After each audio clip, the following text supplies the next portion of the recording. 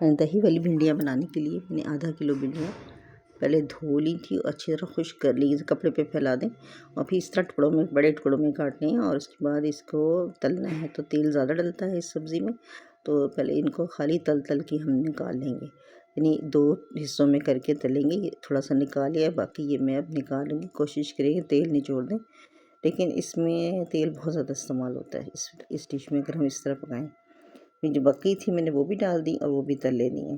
और ये देखें, तेज़ आंच पे तलेंगी ना तो इसका रंग नहीं ख़राब होगा। और जब तक इस वक्त तक तलना है जब तक इसमें लेस बाकी रहे। जब तार आना बंद हो जाए तो बस फिर ले लें। फिर ये मैंने तकरीबन 3-4 प्याज़े हैं ये, और इनको मैंने बहुत छोटे टुकड़ों में काटा है और काट के इसको तल के भी मैंने निकाल लेना है। छोटे टुकड़ों में इसलिए काटा कि ज़रा जल्दी हो जाए।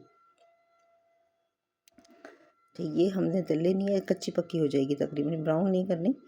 और ये वैसे ना राइस कुकर में जब पकाते हैं ना ब्राउन इतनी होती भी नहीं है, इसकी आँच इतनी तेज़ नहीं होती। इतनी देर में ये ब्राउन होती है। फिर मैंने दही ली है, दही में डाला है, दही आधी ये है, आधी से और भी है। पहले मैं इसमें मसाला डाला है, नमक हस्बे ज़ायक़ा, नमक और मिर्चें ये दोनों जो है ना हस्बे ज़ायक़ा। इसमें धनिया डाला, 1 चम्मच भर के धनिया डाला है।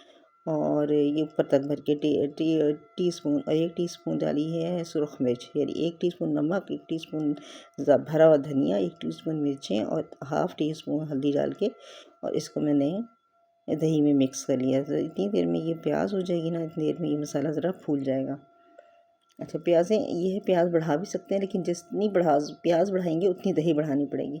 ये 3 प्याज़ें हैं, 3 प्याज़ों में मेरे इतनी एक प्याला दही ली है। इसमें बिल्कुल सादे तरीके से बनती है, ना कोई गरम मसाला जाएगा, ना कोई इसमें दूसरी चीज़ जाएगी, खटाई या नहीं टमाटर वगैरह। ये इसी से बहुत मज़ेदार किस्म की भिंडियाँ बन के तैयार हो जाएंगे। वो लोग जो टमाटर नहीं खाते, जिन्हें टॉन्सिल्स होते हैं, वो फिर इस तरीके से बना लें तो वो बहुत अच्छी बन जाएगी। ये प्याज हो गई।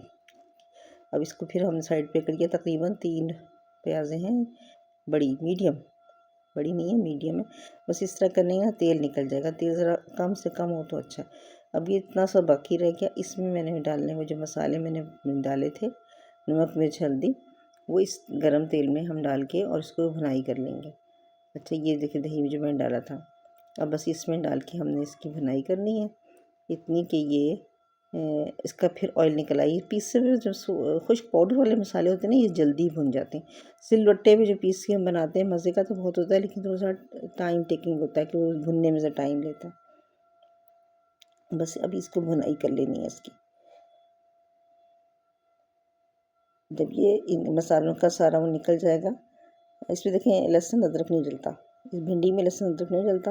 ये मसाले का तेल ऊपर आ गया, भुनाई होगी। और मैंने डाला है इसमें चिल्ली सॉस, ये 1 ढक्कन भर के मैंने चिल्ली सॉस डाला है। इससे ना रंग भी अच्छा आता है सब्ज़ी का और इसका ना जायका भी बेहतर हो जाता है। ये ऑप्शनल है, डाल दें तो बहुत अच्छा बहुत ही मज़े का सालन बनता है जब हम ये चिल्ली सॉस, यानी जो वो वाला चिल्ली सॉस है जो हम चाइनीज़ खानों में इस्तेमाल करते हैं।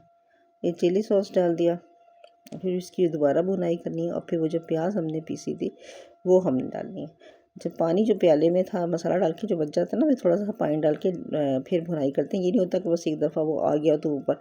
भुनाई काफ़ी देर तक की जाती है, छींटा दे दे के की जाती है ताकि मसाले की अच्छी तरह भुनाई हो जाए और मसाले का इसमें से कचान निकल जाए। बल्कि इसकी जब अच्छी तरह प्यारी खुशबू आने लगेगी ना, समझे अब तब भुनाई इसकी मुकम्मल हो गई।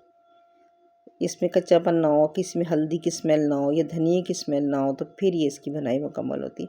अब जैसी भुनाई मुकम्मल हुई मैंने भिंडियाँ डाल दी और भिंडियाँ डाल के भून ली। जो प्याज थी ना वो बाद में डालेंगे क्योंकि तो तली गई है दूसरे पे, जब प्याज के साथ भुनाई नहीं होती ये सालन अच्छा ना बनता। तो ये खाली भिंडियाँ ना भूननी आसान होती। अब ये मसाला इनके अंदर चला जाएगा। इस तरीके से जो हम बनाते हैं ना तो मसाला इसके अंदर चला जाता है। जब ये भुन गया, अच्छी तरह भुन गया, इसका ऑयल निकल आया, 2-3 दफ़ा इसको हमने चला फिरा लिया। हाँ, पानी बिल्कुल नहीं डालना। तो ये प्याज जो थी ना ये मैंने डाल दी। अच्छा, अब इसमें चूँकि मैंने सिलबिली रखनी है तो इसमें ये जो प्याज वाला है ना, इसमें जो प्याज इतनी लगी, इस जग में थोड़ा सा पानी और डालूँगी और इसको मैंने पानी डाल के बनाया। और इसकी आँच अगर तेज़ हो तो बहुत अच्छा रहता है, लेकिन चूँकि सोलर में बनता है हमारा, ये सोलर पे चल रहा होता है राइस कुकर, तो इसकी आँच बिल्कुल मध्यम होती है। बस इसको थोड़ी देर पकाएंगे, इसका रंग बदल गया, ये तैयार होगी। ये तैयार होगी, देखिए ऑयल ऊपर आ गया और ये सिलबिली भी है। और जिनको पसंद है सूखी तो इसको खुश्क कर लें, भिंडी लाजवाब भिंडी तैयार है, शोरबे वाली भिंडी है।